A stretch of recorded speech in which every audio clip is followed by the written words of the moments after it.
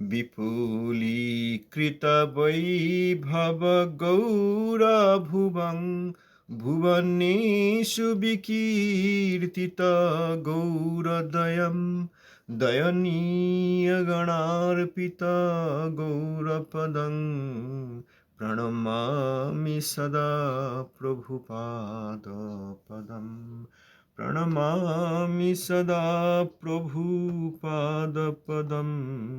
प्रणमामि सदा प्रभुपादपदम्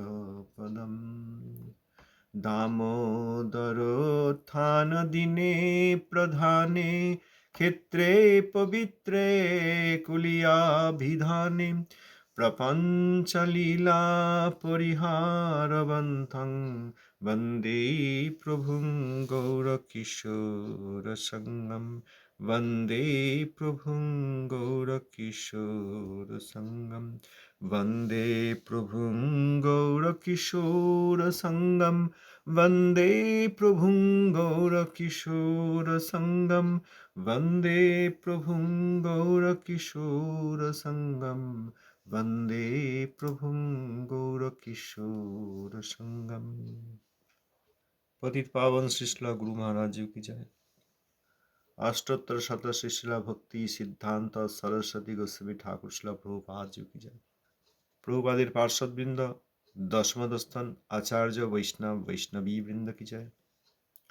परमहंस कुलचूड़ामणि श्रीश्रील गौर किशोर दास बाबाजी महाराज जी की जय। श्रीश्रील सच्चिदानंद भक्ति विनोद ठाकुर महाशय की जय। श्री रूपानुगाचार्य वर्ग की जय। भजनानंदी और समागत भक्तवृंद की जय। प्रभुपादेर अनुकंपित तत्कालीन गौड़ीय सम्पादक श्री श्रीमद सुंदरानंद विद्याविनोद प्रभु संकलित परम गुरु श्री गौर किशोर এই গ্রন্থের পাণ্ডিত্যার্জন স্পৃহা এই নিবন্ধ আমরা পড়ছি। সেখানে আমরা দেখলাম এখানে লিখেছেন অযাত্রা। অব্রহ্মচারী এই নামে একজন ব্যক্তি শ্রীল গৌরকিশোর প্রভুর কাছে এসে তার কাছে থেকেই হরিভজন করতে এসেছিলেন। সেই ব্যক্তিকে শ্রীল বাবাজি মহারাজ বললেন, তুমি বৈষ্ণবের চরণে অপরাধ পরিত্যাগ করে সৎসঙ্গে অনুক্ষণ হরিনাম করো। এইটি আমাদের গুরুবর্গের শিক্ষা, বৈষ্ণবের চরণে অপরাধ পরিত্যাগ। বৈষ্ণব চরণে অপরাধ হলে কখনো মঙ্গল সম্ভব নয়। এই জন্য প্রথমেই বৈষ্ণব চরণে অপরাধ পরিত্যাগ। বৈষ্ণব চরণে অপরাধ যারা করেন তারা বৈষ্ণব অপরাধী, তাদের সঙ্গ পরিত্যাগ করতে হয়। যদি বৈষ্ণব অপরাধীদের সঙ্গ পরিত্যাগ না করা হয় তাহলে তাদের সঙ্গে থেকে বৈষ্ণব অপরাধ হয়েই যায়। সঙ্গ অনেক প্রকার হয়, এই জগতেও বন্ধুভাবে সঙ্গ হয়,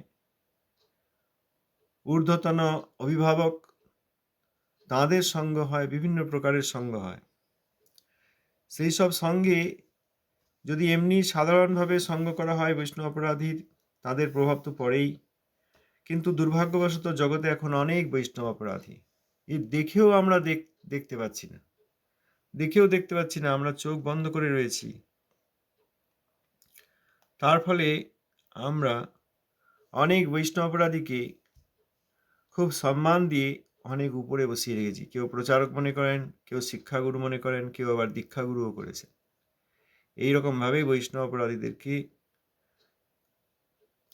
গুরু সম্মান দান করলে একটি অপরাধ হয়। কেউ দেখেছেন কিনা জানি না, শ্রীল প্রভুপাদের পত্রাবলী থেকে একটি কোট আনকোট একটি প্রভুপাদের পত্রের একটি অংশ, অল্প একটি অংশ পাঠিয়েছি। সেখানে পত্রাবলীতে প্রভুপাদ লিখেছেন, গুরুর অবজ্ঞা করতে নাই, শ্রৌতবাণীর নিন্দা করতে নাই, গুরুব্রূপগণকে পূজ্য জ্ঞানে গুরুপাদ পদ্মের অবজ্ঞা করতে নাই। কেউ দেখেছেন? ধন্যবাদ প্রণাম প্রভু। ধন্যবাদ প্রণাম। হ্যাঁ, দেখেছি এটা। আচ্ছা, এটার অর্থ কি একটু বলবেন?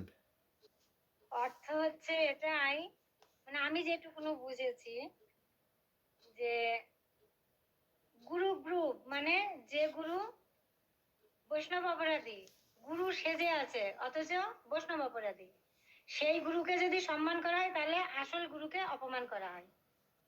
খুব সুন্দর বলেছেন, সুন্দর বলেছেন। তাহলে এখানে প্রথমেই তো প্রভুপাদ প্রথমে বলছেন গুরুর অবজ্ঞা করতে নেই। তাহলে তো অনেকে বলবেন যে আমার যিনি গুরু, কেউ কুলগুরু করেছেন, কেউ সহজিয়াকে গুরু করেছেন, কেউ আবার এই ব্রহ্মমাধ্য গৌড়ীয় পরম্পরায় গুরু করেছেন, তো তিনি তো গুরু, তাকে তো অবজ্ঞা করতে নেই। কুলগুরু, সহজিয়া, তারপরে বৈষ্ণবরাদি ইত্যাদি, এরাও তো গুরু। প্রথমে তো প্রভুপাদ সেটাই বলেছেন যে গুরু অবজ্ঞা করতে নেই। তখন কি হবে, সেটা কিভাবে বুঝবো?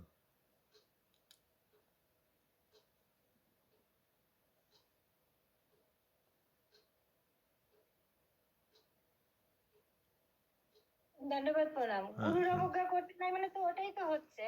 হুম, ধরুন আমি একজনকে সদ্গুরু ভেবে গুরু বরণ করেছি, পরে আমি যখন জানতে পারছি তিনি বৈষ্ণব অপরাধী, তাহলে সেই গুরু যদি ত্যাগ না করি তাহলে সত্যকারের যে আসলে গুরুদেব তাকে অপমান করা হয়।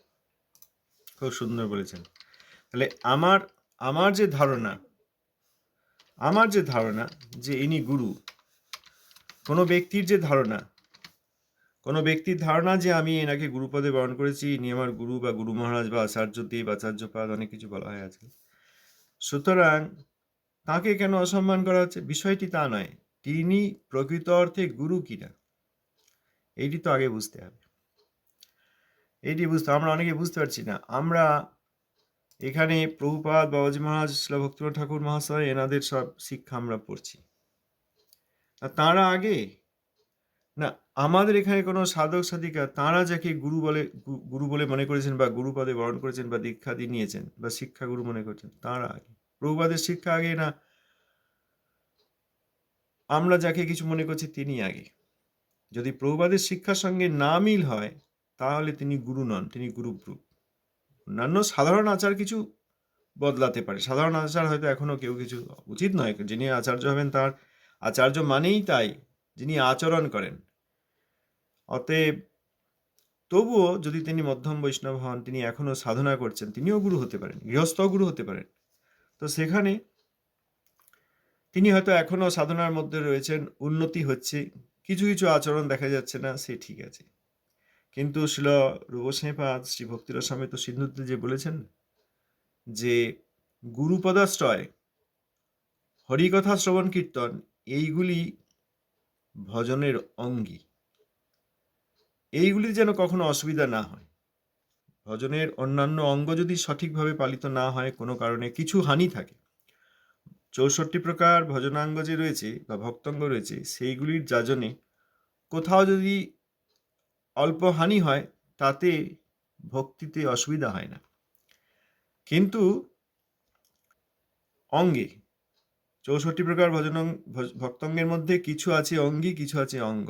অঙ্গী অঙ্গ আমরা আগে আলোচনা করেছি যে একটা মানব দেহ, সমগ্র মানুষ, তিনি অঙ্গী, তাঁরই অনেক অঙ্গ আছে, হাত পা আছে, চোখ আছে, মাথা আছে, এইসব আছে।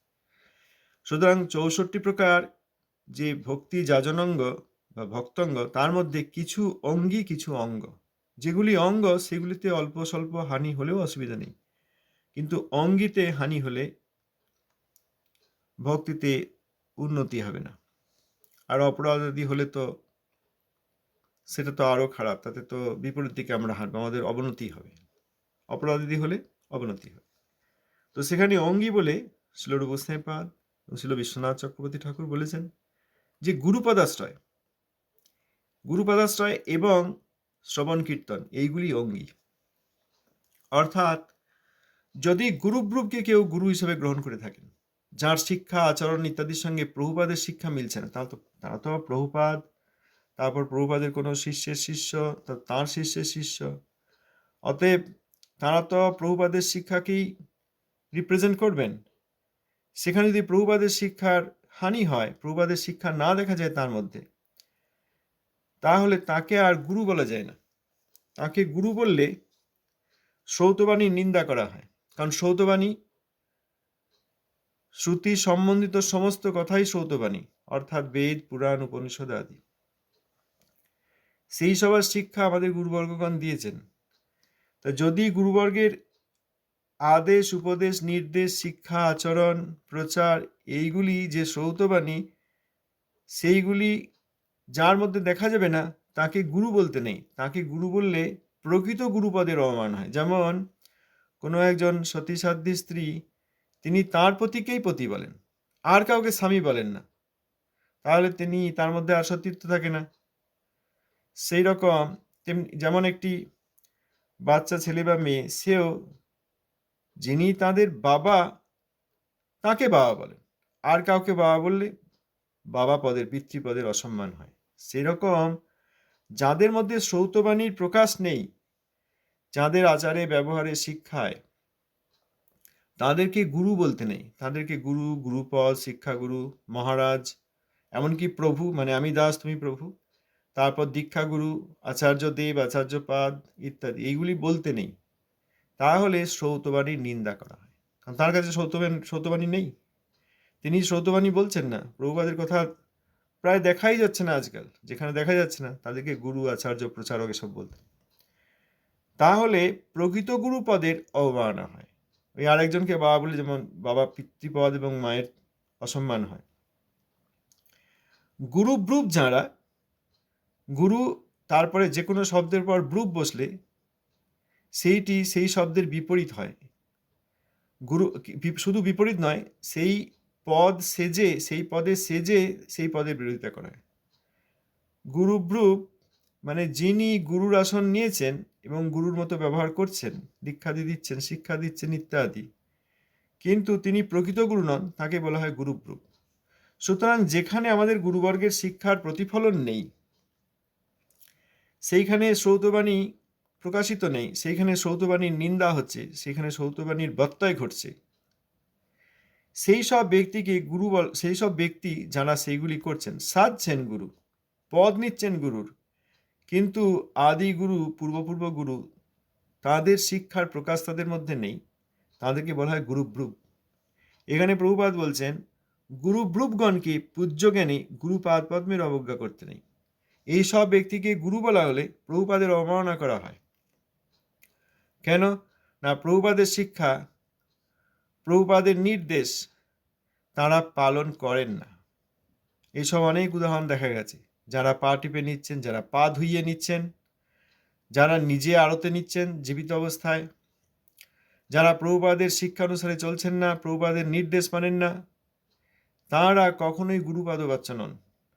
যারা প্রভুপাদের নির্দেশিত কমপক্ষে 1 লক্ষ হরিনাম করছেন, তিনি নিজেই 1 লক্ষ হরিনাম করেন না, আর কাউকে বলবেন কি করে যে প্রভুপাদের নির্দেশ কমপক্ষে 1 লক্ষ হরিনাম করুন? এরকম সব ছিল মঠে মন্দিরে। পুরনো দিনের প্রস্তরে লেখা থাকতো প্রভুপাদের নির্দেশ যে গৌড়ীয় মঠের শিষ্যসূত্রে প্রত্যেকে কমপক্ষে 1 লক্ষ হরিনাম করবেন।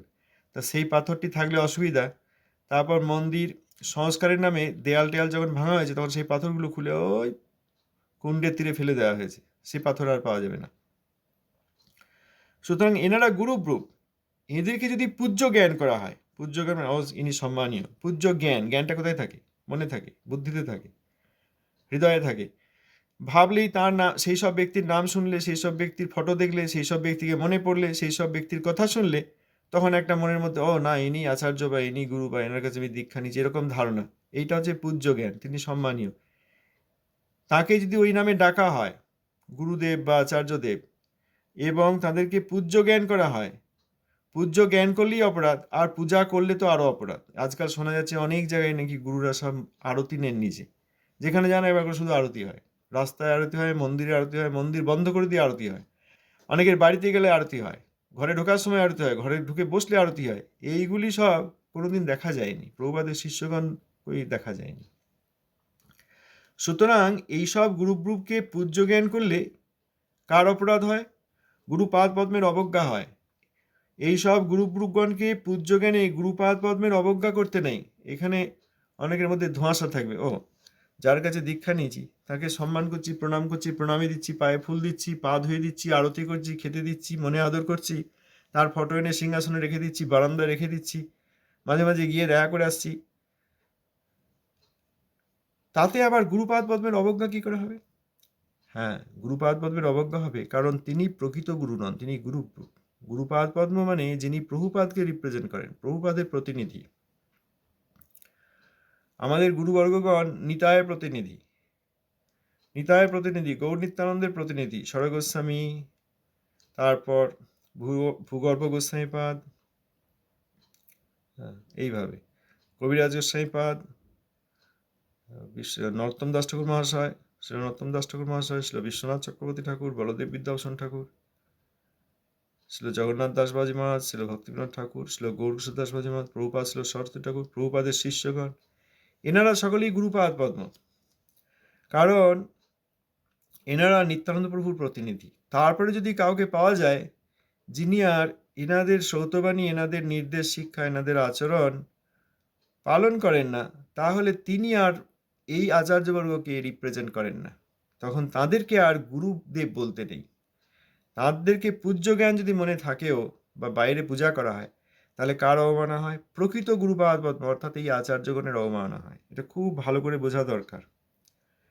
সুতরাং এইভাবে প্রকৃত গুরু অর্থাৎ গুরুপদের অবজ্ঞা করতে নেই, শ্রৌতবাণীর নিন্দা করতে নেই, গুরুব্রূপগণকে পূজ্য জ্ঞানী গুরুপাদ পদ্মের অবজ্ঞা করতে নেই। এইগুলি কখন হয়?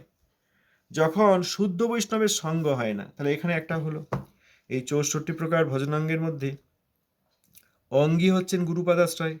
যদি এইখানে ভুল হয়ে যায়, যদি কোনো বৈষ্ণব অপরাধী, পূর্ব আচার্যের চরণে অপরাধী, পূর্ব আচার্যগণের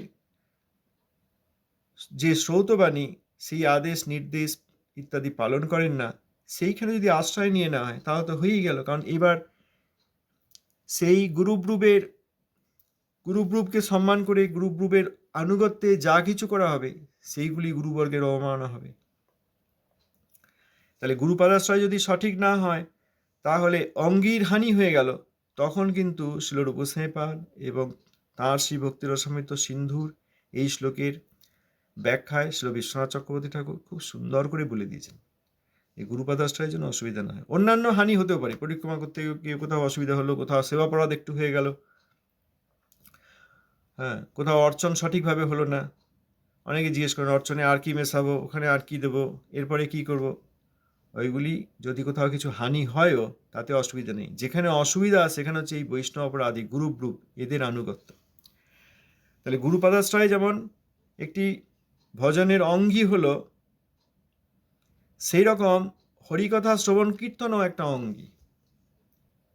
হরিকথা শ্রবণ কীর্তন যদি সঠিক উৎস থেকে না করা হয়, তাহলে সেই তথাকথিত শ্রবণ কীর্তনের মাধ্যমে এই গুরুব্রূপ আর বৈষ্ণব অপরাধীদের চর্চা করা হয়।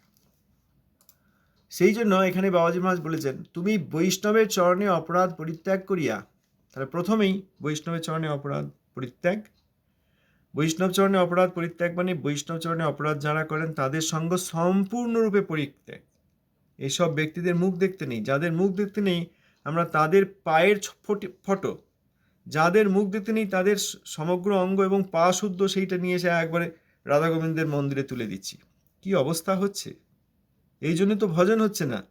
প্রমাণ পাওয়া যাচ্ছে, যখন প্রাকৃত বিষয় ব্যবহার করতে যাচ্ছি, তখন আমাদের মধ্যে কোনো সাধু কৃষ্ণের গুণ, সাধুর গুণ কিছু হৃদয়ে দেখা যাচ্ছে না। সমশত্রু সমমিত্র হচ্ছে না, মনোধর্ম পরিত্যাগ হচ্ছে না। আমরা মনোধর্মে মনের আবেগ দিয়ে চলছি, মনোধর্ম নিয়ে চলছি, কোনো শাস্ত্রযুক্তি জ্ঞান কিচ্ছু নেই, কোনো ধারণা নেই। এইগুলির কারণ কি? যদি শুদ্ধ গুরুপাদ পদ্ম হতেন গুরুব্রূপেরা, তাহলে তো তাদের ধ্যানের দ্বারা স্বাভাবিকভাবেই সৌতবাণী আমাদের হৃদয়ে উপস্থিত হতো।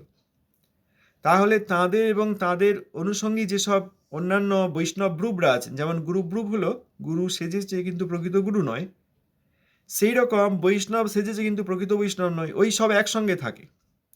কলির দল একসঙ্গে থাকে, আর বৈষ্ণবগণ আলাদা, তাঁরা আলাদা থাকেন। আমরা কলির দলকে, কলিহত বৈষ্ণবরূপ এবং গুরুব্রূপকে আমরা তাদের যে সঙ্গ করছি, এই তাদের কাছ থেকে যত সঙ্গ করা হবে, কথাবার্তা বলা হবে, হাসা হবে, প্রণাম করা হবে, প্রণামী দেওয়া হবে, হরিকথার নামে ভাগবত পাঠ হচ্ছে মনে করে শুনতে যাওয়া হবে, তার ফলে কি হবে? তার ফলে এই তাঁদের যে গুরুব্রূপতা, বৈষ্ণবব্রূপতা, বৈষ্ণব বিদ্বেষ, এইগুলি আমাদের মধ্যে আসবে। মনে হবে গীতা শুনছি, মনে হবে শ্রীমদ্ ভাগবত শুনছি, শ্রী চৈতন্য ভাগবত, শ্রী চৈতন্য চরিতামৃত আদি শুনছি, খুব ভালো হচ্ছে। মনে হবে তাঁদের আনুগত্যে পরিক্রমা করছি, মনে হবে তাঁরা আরতি করছেন আমি দেখছি, কিন্তু এইগুলি সবই ওই সৌতবাণীর নিন্দা আর গুরুপাদ পদ্মের নিন্দা হবে। যা করা হবে তাতেই ওই গুরুবজ্ঞা হবে। কারণ প্রকৃত গুরু অর্থাৎ প্রকৃত পূর্ব আচার্যগণ যারা প্রকৃত অর্থেই নিত্যানন্দ প্রভুর প্রতিনিধি, তাঁদের অবমাননা হবে, তো হবেই, এটাই তো হয়। সেই জন্য বাবাজি মহারাজ প্রথমেই বৈষ্ণব চরণে অপরাধ পরিত্যাগ করতে বললেন, তারপরে সৎসঙ্গে অনুক্ষণ হরিনাম করো। আমাদের ছোটবেলায় ছোট্ট বাড়িতে সেখানে দরজার একদিকে প্রভুপাদের একটি সুন্দর আলেখ্য, আর সেইখানে লেখা আছে এই অসৎসঙ্গ ত্যাগ সম্বন্ধে কতগুলি প্যারাগ্রাফ লেখা আছে, সেইটি আলেখ্য। আমার মনে করি আলেখ্য মানে বোধ হয় শুধু ভগবানের বিগ্রহ থাকবে না, সেও আছে। এখানে প্রভুপাদের বিগ্রহের আলেখ্য রয়েছে এবং সেখানে এই দুঃসঙ্গ ত্যাগ, ছোটবেলায় ওইটি দেখতাম, সেখানে প্রভুপাদ লিখেছিলেন তত দুঃসঙ্গ মুৎসৃজ্জু শস্য সজ্জিত বুদ্ধিমান, এই শ্লোকটি সেখানে প্রভুপাদ ব্যাখ্যা করেছিলেন যে দুঃসঙ্গ আদি পরিত্যাগ করলে তাকে অসৎসঙ্গ ত্যাগ বলে না। দুঃসঙ্গগুলি সেইগুলি পরিত্যাগ করলে সেই ব্যক্তি যেটি করলেন তার ফলে যা হলো সেটি হচ্ছে নিঃসঙ্গ হওয়া হলো। দুঃসঙ্গ ত্যাগ করলে নিঃসঙ্গ, অর্থাৎ এখন আর কোনো সঙ্গ নাই, নিঃসঙ্গ। দুঃসঙ্গ পরিত্যাগ করলে নিঃসঙ্গ হয়। খারাপ সঙ্গগুলি ত্যাগ করলে তিনি নিঃসঙ্গ হলেন, অর্থাৎ একা হয়ে গেলেন, একাকী হলেন, ভালো। কারণ দুঃসঙ্গে থাকার চেয়ে একা থাকা ভালো। এই জগতেও তো আমরা বুঝতে পারি, কারণ ছেলে মেয়ে আছে, ভাই বোন আছে, তারা তো অভিভাবক বলেন যে এদের সঙ্গে মিশবি না, এইগুলো ভালো সঙ্গ নয়, পড়াশোনা করে না, আজে বাজে কথা বলে, খারাপ কাজ করে, কেউ ধূম্রপান করে, অন্যায় করে, এদের সঙ্গে মিশবি না, বাড়িতে একা বসে থাক তাও ভালো। তার মানে কি, দুঃসঙ্গ পরিত্যাগ করে তুই একা নিঃসঙ্গে থাক ঘরে, তাও ভালো। পড়াশোনা কর, গল্পের বই পড়, ছবি আঁক, এইসব বলে, আমাদের সঙ্গে কথা বল, নিজে কিছু খেলা কর, ইত্যাদি। যেমন প্রাকৃত জগতে আমরা বুঝতে পারি, অপ্রাকৃত জগতে সেটা তো আরো গুরুত্বপূর্ণ। সেখানে দুঃসঙ্গ পরিত্যাগ করলে নিঃসঙ্গ হবেন। প্রভুপাদের সেই প্রবন্ধে লেখা ছিল, যেটি আলেখ্য করে রাখা ছিল, দুঃসঙ্গ পরিত্যাগ করলে নিঃসঙ্গ হবে, তারপর শুদ্ধ সাধু সঙ্গ করলে তখন অসৎসঙ্গ ত্যাগ হবে। বিষয়টি খুব গুরুত্বপূর্ণ। দুঃসঙ্গ ত্যাগ করলে নিঃসঙ্গ হলো, কিন্তু সেই নিঃসঙ্গের হৃদয়ে, মনের মধ্যে এখনো ওই দুঃসঙ্গের প্রভাব রয়েছে। কি করতাম, কি খেলতাম, কি খারাপ কথা বলতাম, কি খারাপ কথা শুনতাম, কি খারাপ প্ল্যান করতাম, এইসব এখনো মনের মধ্যে চলবে। অতএব তিনি নিঃসঙ্গ হলেও তার অসৎসঙ্গ ত্যাগ এখনো হয়নি। যখন তিনি আবার শুদ্ধ সাধুর সঙ্গ করবেন, তখন প্রকৃত অর্থে অসৎসঙ্গ ত্যাগ হবে। এখানে বাবাজি মহারাজ একই কথা বলেছেন, তুমি বৈষ্ণবের চরণে অপরাধ পরিত্যাগ করিয়া সৎসঙ্গে অনুক্ষণ হরিনাম করো। অর্থাৎ প্রথমেই শুদ্ধ বৈষ্ণবগণের চরণে অপরাধ ত্যাগ করতে হবে। নিজে অপরাধ শুধু ত্যাগ করলেই হবে না, যারা অপরাধী তাদের সঙ্গ সম্পূর্ণরূপে বর্জন করতে হবে, সম্পূর্ণরূপে বর্জন করতে হবে। অতএব এই যে প্রভুপাদের পত্রাবলীতেও লিখেছেন না, যে গুরুব্রূপগণকে পূজ্য জ্ঞানে গুরুপাদ পদ্মের অবজ্ঞা করো না। যতক্ষণ এইসব ব্যক্তি বা এইসব সঙ্গের কারোর না কারোর সঙ্গে সঙ্গ থাকবে বা সম্পর্ক থাকবে বা সম্মানবোধ থাকবে, ততক্ষণ পর্যন্ত ওই বৈষ্ণব অপরাধের বিষ আসতে থাকবে। বৈষ্ণব অপরাধ খুবই ভয়ঙ্কর। একটি ঘরে আগুন লাগলে আগে দেখতাম, খড়ের চাল ছিল তো সব, তারা সবাই জল ঢালতে শুরু করতো আশেপাশের ঘরে। আর যদি সেইটি না হতো, এমনও দেখা যেত একটি ঘরে আগুন লেগেছে, তারপর আশেপাশেই সব খড়ের চাল লাগালাগি তো কাছাকাছি, আর হাওয়াতে আগুন এদিক ওদিক যায়, ছিটকে যায়, একটা স্ফুলিঙ্গ গিয়ে আর একটা বাড়ি জ্বালিয়ে দিত। অগ্নি ভয়ঙ্কর, সর্বভূক। তখন ওই জল দিয়ে তখন আশেপাশে সব ওই বালতি নিয়ে এসে ঢালত। যেখানে আগুন জ্বলছে সেখানে তো হচ্ছেই, আর যেখানে এখনো লাগেনি সেখানে বালতিতে করে জল ঢালত। কারণ এই অগ্নি খুব তাড়াতাড়ি ছড়িয়ে পড়ে এবং একটি স্ফুলিঙ্গ থেকে একদম সমগ্র ওই বাড়ির ওই খড়ের চাল দাও দাও করে জ্বলতে থাকে, ভিতরের জিনিসপত্র আসবাবপত্র সব পুড়ে ছাড়খাড় হয়ে যায়, ভয়ঙ্কর বিপদ হয় মানুষের। তা বৈষ্ণব অপরাধও সেই রকম। অগ্নিস্ফুলিঙ্গ যেমন সব জ্বালিয়ে দিচ্ছে, তেমনি বৈষ্ণব অপরাধের স্ফুলিঙ্গ ধূলিসাৎ করে দেবে। ভজন হরিভক্তি তো সম্ভবই নয়। বৈষ্ণব অপরাধের ফলে আমরা নরকগামী হয়ে যাব। সেই জন্য ওই আশেপাশের খড়ের চালগুলিতে বালতি করে এনে জল ঢালার মতো, পুকুর থেকে জল এনে ঢালা হতো, সেই রকম কোনো না কোনোভাবে যেন বৈষ্ণব অপরাধীর সঙ্গ না হয়, সেই জন্য এই গুরুব্রূপ এবং তার সমস্ত সঙ্গী চেলা চামুন্ডা, তাদের ব্যবহার আচার আচরণ সব পরিত্যাগ করতে হয়, তবে এই বৈষ্ণবের চরণে অপরাধ বন্ধ হবে। বাবাজি মহারাজ প্রথম কথাটি বললেন, সেইটি করার পর বৈষ্ণবের চরণে অপরাধ পরিত্যাগ করে নিজে অপরাধ না করে এবং অন্য অপরাধীদের সঙ্গে না মিশে, তাদেরকে প্রণামী না দিয়ে, তাদের জন্য কালেকশন না করে দিয়ে, তাদের আনুগত্যে আরতি কীর্তন পরিক্রমা না করে, তাদের দেওয়া ভোগ ইত্যাদি তথাকথিত বাইরেও ভগবান গ্রহণ করেন না। প্রভুপাদের শিক্ষার বিরোধ হবে তীর্যকভাবে পূর্ব আচার্যগণ বা প্রভুপাদের কোনো শিষ্যের অমান হবে, সেইখানে ভগবান খাবেন নাকি? গৌরসুন্দর বৈষ্ণবরাত কিছুতে সহ্য করতে পারেন না। স্বয়ং তার মায়ের মাধ্যমে সেইটা শিক্ষা দিয়েছেন। মা জগজ্জননী সচিমা, তার তো অপরাধ সম্ভব নয়, তবুও তাকে দিয়ে শিক্ষা দিয়েছেন। তার বৈষ্ণবরাত কত বড় ভয়ঙ্কর! শ্রী হরি স্বয়ংরূপী কৃষ্ণচন্দ্র গৌররূপে এসে যশোদামা, রোহিণীমা, সচিমা, সেই সচিমাকে সাক্ষাতে রেখে শিক্ষা দিয়েছেন। আমরা তো আর মহাপ্রভুর মা বাবা নই। বাৎসল্য রসে মহাপ্রভুর ভজন করে তো আমরা সিদ্ধি লাভ করিনি। আর তাঁরা অপ্রাকৃত নিত্যকালের মাতা পিতা রূপী ভক্ত। আমরা কে? আমরা মায়ামুগ্ধ জীব। আমরা বৈষ্ণবরাত করলে মহাপ্রভু খাবেন, এটা আমাদের ধারণা। আমরা যে ভোগ দিচ্ছি বা বৈষ্ণবরাদেরা ভোগ দিচ্ছে, সেখানে গিয়ে প্রসাদ পাচ্ছি, কখনোই সম্ভব নয়। গৌরসুন্দর স্পর্শ করবেন না। তারা ওই বাইরে বাইরে ঘোরাঘুরি করেন। অপ্রাকৃত যে ধাম, অপ্রাকৃত মঠ মন্দির, সেখানে তো তাদের প্রবেশ নেই। তাদের দেওয়া ভোগ, তাদের করা অর্চনের জল, ওগুলিকে চরণামৃত বলতে নেই। সুতরাং এইভাবে সম্পূর্ণভাবে বৈষ্ণব চরণে অপরাধ পরিত্যাগ করে সৎসঙ্গ, কোথায় শুদ্ধ ভক্তি আছে, কোথায় প্রভুপাদের শিক্ষা আদি শ্রবণ কীর্তন হচ্ছে এবং সেই অনুসারে চলার প্রচেষ্টা করা হচ্ছে, এটি আচরণ। আগেও আমরা আলোচনা করেছি, কে কতবার কাপড় ছাড়লেন, কে কতবার স্নান করলেন, কে কতবার হাত ধুলেন, এইগুলো শরীরের পবিত্রতা মাত্র। অনেকে আবার বেশি বেশি করেন। এক ধরনের রোগ থাকে আমাদের মনের মধ্যে, ওসিডি, কি যেন বলে, ওভারলি কনসাস ডিপ্রেশন। এই ধরনের থাকলে তারা বারবার হাত ধন, বারবার গিয়ে পা ধন, বারবার এই কাপড় বদলান, কতবার স্নানাদি করেন। ও কিছুটা রোগের জন্য হয়, কিছুটা শারীরিক পবিত্রতার জন্য হয়। যদি সঠিকভাবে করা হয়, অতিরিক্ত না করা হয়, তাহলে শারীরিক পবিত্রতা থাকে। কিন্তু হৃদয়ে অন্তরে যে আমরা গুরুব্রুপদেরকে পূজ্য জ্ঞান করছি, সম্মান করছি, তাতে তো এই ভয়ঙ্কর বৈষ্ণবরাধ হচ্ছে। যদি সেই গুরুব্রুপ কোনো মহাবৈষ্ণবের অবমাননা করেন, যদি সেই গুরুব্রুপের গুরু আবার যিনি গুরুব্রুপ তিনিও মহাবৈষ্ণবের অবমাননা করে থাকেন, তাহলে সেই সমগ্র পরম্পরার পরবর্তী অংশ তারা অসার, এবং শুধু অসার নয়, তারা এই বিষময় হয়ে যান বৈষ্ণব অপরাধের ফলে। তাদের সঙ্গ সম্পূর্ণরূপে পরিত্যাগ করতে হয়, না হলে মঙ্গল হয় না। তারপর শুদ্ধ সাধুর সঙ্গ করে অনুক্ষণ হরিনাম করতে হয়। বাবাজি মহারাজ বললেন, তুমি বৈষ্ণবের চরণে অপরাধ পরিত্যাগ করিয়া সৎসঙ্গে অনুক্ষণ হরিনাম করো। কাকে বললেন? ব্রহ্মচারী। পর এই কথায় বিশেষ রুচি হইল না। রুচি হয় না আমাদের। বৈষ্ণবরাধ পরিত্যাগ করুন। যাদেরকে প্রচারক, শিক্ষাগুরু, গুরুব্রুপ মনে করছেন, মানে গুরুপাদপদ্ম মনে করছেন, তারা গুরুব্রুপ, বৈষ্ণব অপরাধী, ভালো করে স্পষ্ট করে চোখে আঙুল দিয়ে দেখিয়ে দিলেও এই পয়ের মতোই আমাদের সেই কথায় বিশেষ রুচি হয় না। অসৎসঙ্গ ত্যাগ করুন। যেখানে গুরু বলে সমস্ত নিষ্ঠা, তারপর অন্তরের শ্রদ্ধা এসব যুক্ত করেছেন, সেইগুলি বন্ধ করুন। সেই স্রোত, সেই নদীর প্রবাহ, শ্রদ্ধার প্রবাহ বন্ধ হোক। তাদের মুখ দেখা বন্ধ করুন। ঠাকুর মহাশয় অন্যত্র বলেছেন, এইসব ব্যক্তি ক্রূর ব্যক্তি, তাদের মুখ দেখবে না। ক্রূর কাকে বলে? সাপকে। কিছু না করলেও সাপ কামড়ে দিতে পারে। হাতে পায়ে গা পড়লে সে তো, সাপের লেজে পা পড়লে সে তো কামড়াতে পারে, কারণ তার লাগছে, সে তো আত্মরক্ষা করবেই, স্বাভাবিক স্বভাব সেটা তার। কিছু না করলেও কামড়াতে পারে।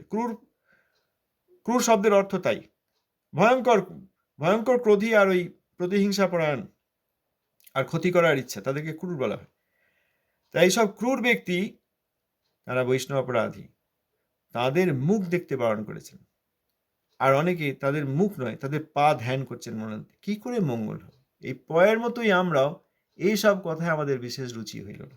আপনারা কেউ কিছু বলতে চান এই বিষয়ে? যদি কারোর সন্দেহ থাকে, আপত্তি থাকে, বিরোধ থাকে, ভালো করে বলুন। বিরোধটা করুন ভালো করে। মনের ভিতরের যত তথাকথিত শ্রদ্ধা, গুরুব্রুপদের প্রতি সম্মান, সেইগুলো একদম বার করে নিয়েছেন। যত বিষ আছে একদম বমি করে দিন, এইখানে স্বীকার করে নেব। কিন্তু সেইগুলি মনের মধ্যে জমিয়ে রেখে দেবেন না। গুরুব্রুপদের প্রতি সম্মানবোধ, পূজ্য জ্ঞান, ওইটি করে আর নিজের মধ্যে বিষ পুষে রেখে নিজের সর্বনাশ করবেন না, এইটি প্রার্থনা। তাতে ওই বৈষ্ণব অপরাধের একটা পরম্পরা, যেটাকে কলির পরম্পরা বলা হয়। সময় হয়ে গেছে। একটি দুটি বাক্য এত গুরুত্বপূর্ণ, আমরা পরবর্তী অংশ আবার আলোচনা করতে থাকবো। ধন্যবাদ, প্রণাম।